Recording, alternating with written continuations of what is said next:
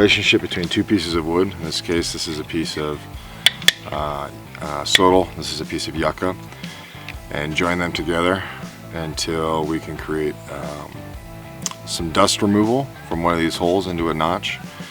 And then the collection of that dust will superheat and form into a coal, which we will then drop into a tinder bundle and then blow into flame. And then we will add different aspects of woods. We have small pieces of kindling, which kind of typically range from toothpick to like pencil size. You don't want them too big because this is what's going to catch the fire. And then different types of fuel woods. Fuel woods really, wood starts burning when you're burning fuel wood. You technically don't have a fire if you're just burning kindling. You have a fire when you're starting to burn fuel woods, and the ideal piece of fuel wood is something the size of your wrist. So this is kind of that, a little bit smaller than a wrist, but it's a good example of a good piece of wood that's burning to let you know you actually have a fire. So we'll go from tinder to kindling to fuel woods, then we have a fire. First we have to process tinder. I have a couple pieces here that are that I collect. This is juniper bark, and this is refined down. These are some old pieces of nests and grass, things that I've collected. This is a piece of amadou. Oops. That is a tinder fungus for a different type of fire making, but you can see all these bits and pieces of tinder come in a variety of makes and models, more juniper bark. What we have here is raw juniper bark, and how you process this is by rubbing it in between your hands and breaking it up until you get to a more fine material. The idea behind a tinder bundle is for you to have the ability to drop the coal in the tinder and allow that coal to touch all of these fine pieces of bark, and then slowly collect the heat onto the edges of that bark, and then through your constant breath, through that constant air going through, it will superheat and ultimately create a flame. So we'll save these for you to process out, but the idea is to essentially take that bark and you're looking to give it surface area. You're breaking it open to those individual fibers. Just like when we pounded sinew, the idea was to get to the individual fibers. We're looking to do the exact same here. Anytime you're processing bark, you're washing it for the most part between your hands, as if you were had a set of clothes and you're exposing the fine fibers of the clothes. That's what you're doing with this bark. Back and forth. I'm doing it over a tinder bundle so I can collect all those materials. Throw it in here.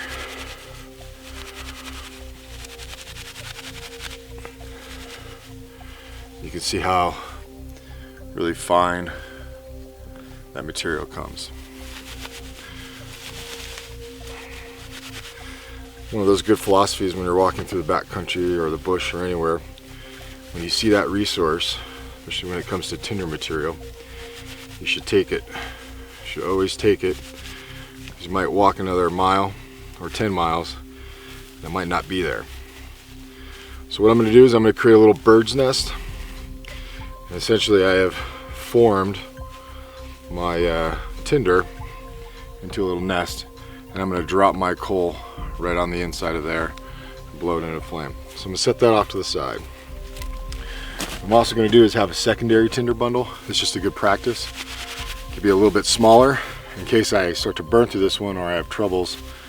I now have a secondary to go to. So I have 3 of them right there. What I'm going to do after that is I'm going to establish my coal catch. And my coal catch is the piece of material that's going to catch my coal from my burning of this actual piece of sodal. So what I need to do first is I need to establish my pilot hole, or my initial little hole, and all that is me taking my blade and just give myself a little bit of an area that I can connect with my spindle.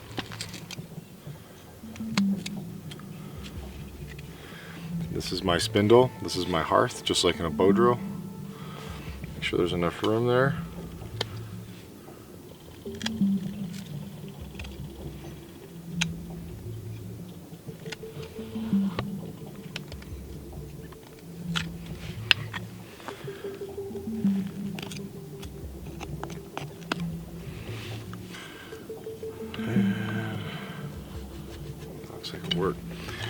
to do is always retain your blade.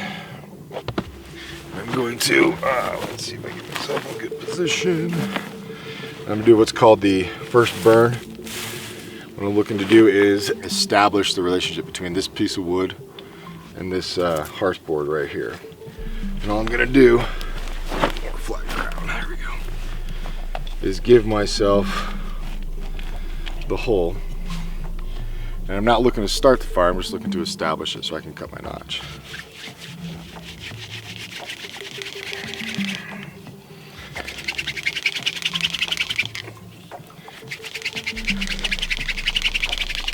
Now I've given myself that little hole, I'm going to cut my notch. And my notch is the spot where the dust for my drilling action is going to exit and collect up, condense, superheat, and form into a coal.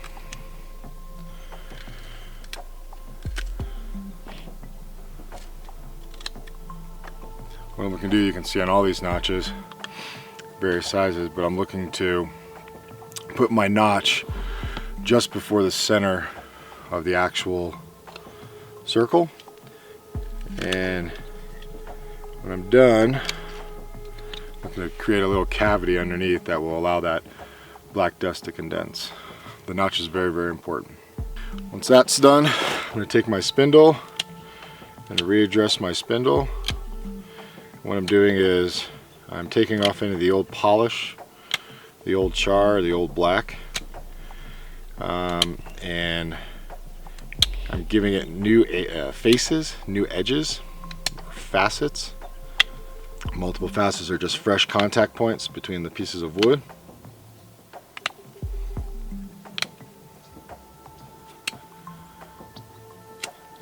And I'm looking to have this shape be like a dull pencil.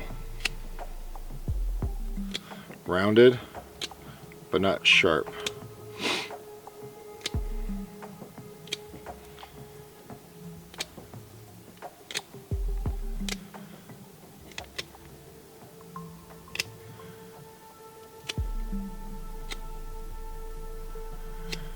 And moisture plays a big thing in making fire. As you can see, give it a new tip. The moister it is, especially on woods, it's going to collect, and that's going to be a big problem. So, hopefully. So I'm going to place my coal catch right underneath here to catch my coal. Once I have my coal built up, this will be my transfer mechanism to dump that ember into my tinder bundle. When I'm establishing my work platform, I want to make sure that I don't have a lot of obstructions, nothing could actually fall into it or on it, and I can work it in a way where I'll have good control, not too much movement of the spindle, and it's a good spot. What I'm going to do, place my coal catch underneath, and you can do this barefoot. Usually it's a little bit easier barefoot, but your technique is pretty important. You don't want your spindle tip to ever touch the ground. And you're going to start with your hands nice and high, your shoulders high, and you're going to drive down. You see people take a knee. There's a lot of techniques and methods that you can do, but it's going to be whatever's best for the user, whoever is actually making that coal. You want to get in the most comfortable position. For me, it's the sitting position, shoulders high, hands high, and I drive down. At a natural spot, I will come to a stopping point. Once I stop, I squeeze my spindle down here, raise one hand up, thumb up on top, back down, squeeze, up, down, squeeze, up, down. And it's just a constant motion. I'm always watching down here where my coal should be building up, and I'm gauging how much more of that black dust that I need, because I have to still transfer it over into the tinder bundle and make sure that it is good to go 100%. Down there. And then yeah, that's pretty much it. You can do this one person, you can do this two person. The key is to breathe, give yourself time, give yourself a little bit of room. And you can always, when you start this, clap your hands, get some blood to it, spit in them, give yourself a little bit of stick and lubrication.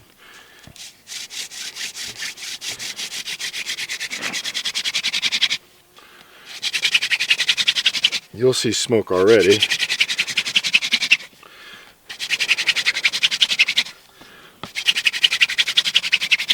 And you just gotta keep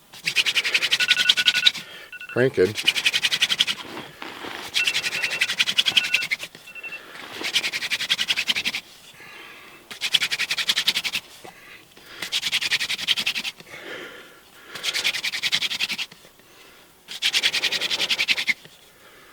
Now once I have a coal, you can see it breathing. I'm going to take a little stick, keeping my board in place, breathe.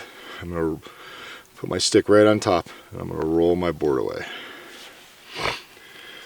Retain my pieces of gear, grab my Tinder bundle. I'm going to drop that coal right on the inside. I'm gently going to squeeze it together.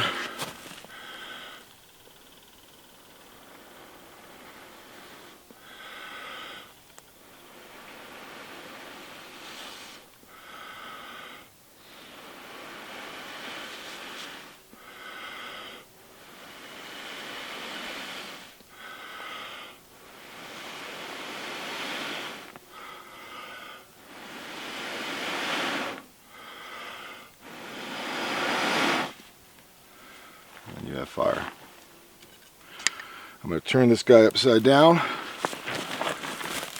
place him in my fire pit. I got to make sure that flame is eating.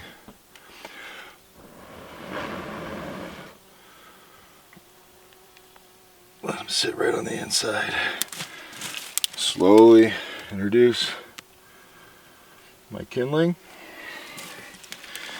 Have a secondary on standby.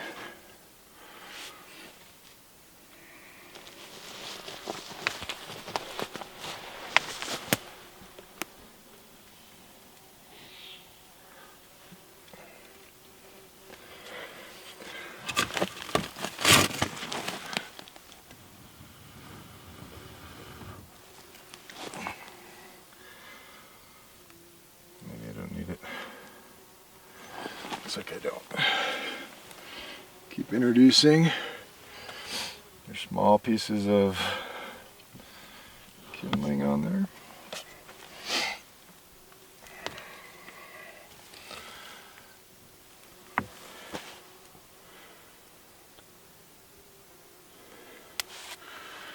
Give her a second to breathe.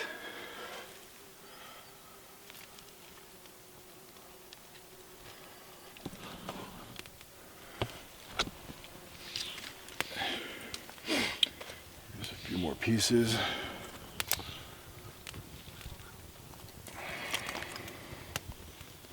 This is a nurturing process. You nurture that small little flame from the coal all the way to its consumption of the wood. It's just like a baby. Breathe into it, give it life.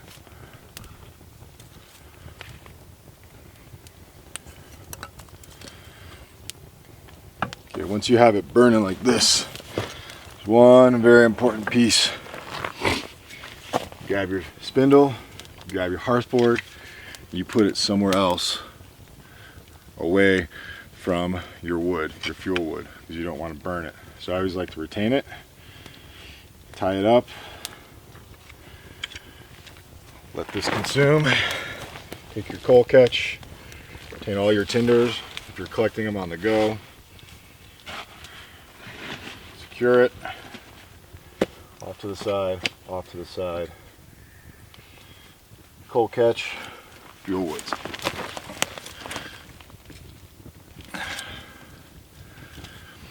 It's not as important to have specific designs on how you put wood onto a fire. It's just slowly letting it consume.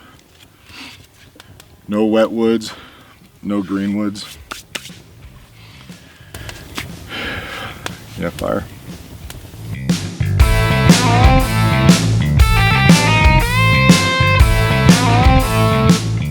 Okay, watch you use your blade. There's parts of a blade that give us advantage. This point up here is for refinement. That's the tip. This point back here, right before it connects to the handle, this is our working area. This is for mass removal. This is where we cut, and then we gauge from the tip to the base on how we need to cut and the depth of that cut. My hole, I'm bringing my blade here, and I get leverage by using my thumb, and I'm creating my outline. Now granted, this point hasn't touched in here yet, but now I know where my, kind of paint by numbers outline is. See, now I'm midpoint because I'm doing a little bit of rocking. Now I'm going to go to my point because I'm getting smaller and I'm getting more refined.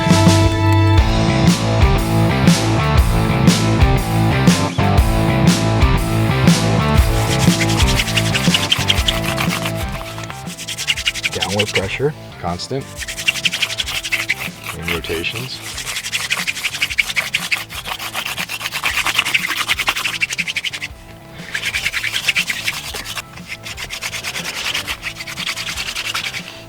That smoke good. Keep going that same rotation.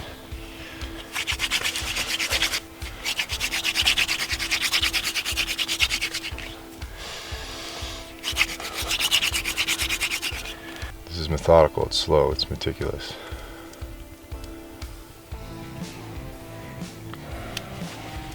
Move out the bark. Gently squeeze it together. Just don't crush it, now gently blow into it. Squeeze a little bit more, there you go.